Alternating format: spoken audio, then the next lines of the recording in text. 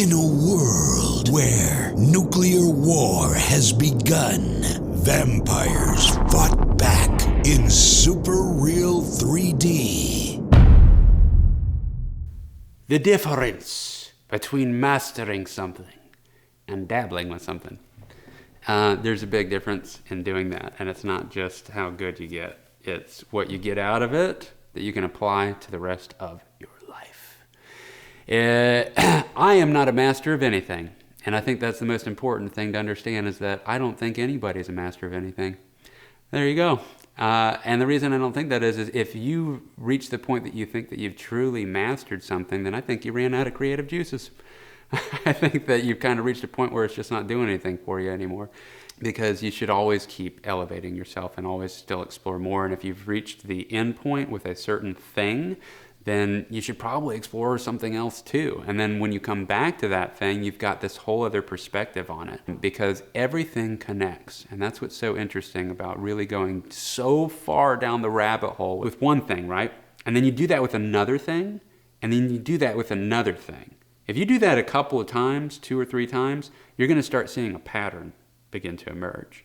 Okay? And that pattern is that you learn how to break things down to the smallest little increment that you can, and then kind of conquer that. It's about breaking every little thing down to a minuscule thing, and then conquer that one little aspect of whatever it is that you're learning. If you're learning guitar, just focus on these, this 3-note pattern. And just really hone in on that. Focus on the way that you're picking up and down. Are you doing alternate picking? Are you doing all down picking? How are you holding the pick? What's the angle of the pick? Are you using more the tips of your fingers? Are you cradling your thumb over the top of the neck? Why are you doing that? Does it give you more leverage? If you analyze every little nuance of the smallest increment, you start being able to apply that to bigger and bigger and bigger things. And if you keep doing that, you learn this amazing attention to detail that sets your work apart. And I'm using guitar as an example. I do the same thing if I'm filming or editing. Every project I do, I try to learn how to do something new that just keeps kind of expanding my skill set, because it's infinite how far you can go with any of these things.